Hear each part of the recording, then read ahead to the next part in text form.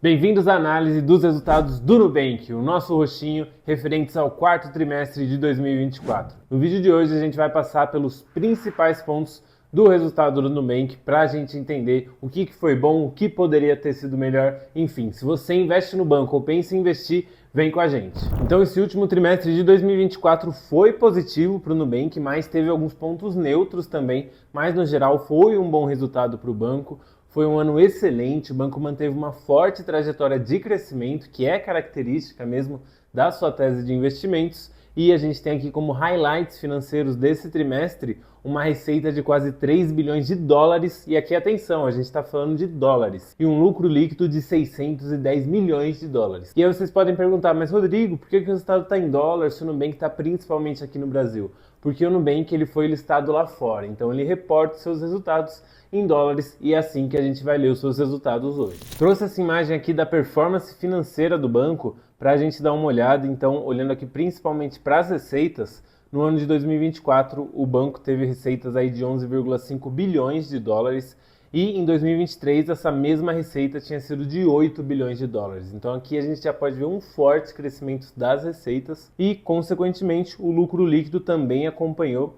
Então ele cresceu mais ainda do que as receitas percentualmente, passando de 1,2 bilhão de dólares para 2,2 bilhões de dólares no ano fechado de 2024. Outro ponto muito importante da tese do Nubank é a sua base de clientes. Então, o Nubank fechou o ano de 2024 com 114 milhões de clientes espalhados pelo Brasil, México e Colômbia, mas principalmente aqui no Brasil, cerca de 102 milhões de clientes aqui na nossa terrinha. Foi um crescimento total de mais de 20 milhões de clientes no ano contra ano, isso aqui é um crescimento muito expressivo e vocês podem ver aqui no gráfico que o crescimento dos clientes do Nubank tem sido exponencial desde ali de mais ou menos 2017, 2018. Outro ponto muito importante quando a gente está analisando os resultados de bancos é a carteira de crédito. Então a carteira de crédito do Nubank, já considerando aqui a valorização ou desvalorização do câmbio, cresceu 45% frente ao mesmo trimestre de 2023, atingindo cerca de 20,7 bilhões de dólares. E aqui um ponto positivo. O mix dessa carteira, antes era composto de 80% por cartão de crédito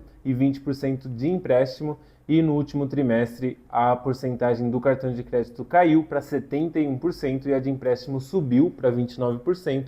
E essa aqui acaba sendo uma boa notícia. Afinal, o crédito via cartões de crédito implica numa inadimplência maior. E a gente sabe que os bancos estão correndo de inadimplência, então quanto menor for essa fatia para o Nubank, melhor. E não dá para falar da carteira de crédito sem falar da inadimplência. E esse é um dos pontos mais negativos que a gente tem visto nos resultados do Nubank. E nesse último trimestre de 2024 teve resultados até que positivos.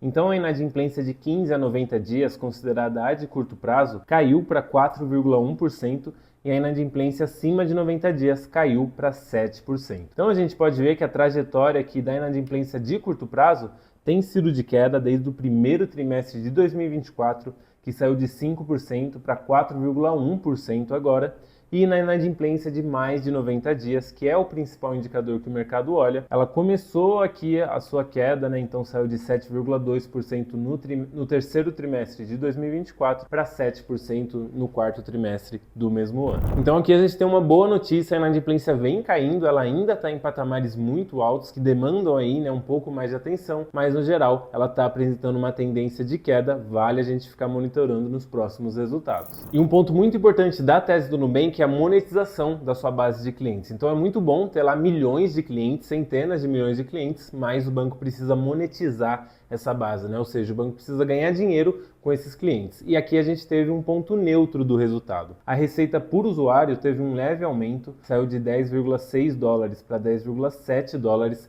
referente ao quarto trimestre de 2023, mas registrou uma queda expressiva em relação ao primeiro e ao terceiro trimestre de 2024. Então o desafio do Nubank atualmente está em controlar a inadimplência e também em rentabilizar a sua extensa base de clientes. E aqui também fica um outro ponto de atenção, que é a taxa de atividade dos clientes lá no aplicativo do Nubank, que registrou a sua primeira queda, saindo de 83,6% para 83,1%, uma queda de meio ponto percentual, que já liga ali o sinal de alerta. A gente tem que ficar de olho nos próximos resultados para entender se isso é uma tendência ou somente um soluço. plus. E por fim, qual a grande conclusão aqui, o principal mensagem que eu quero passar para vocês nesse vídeo?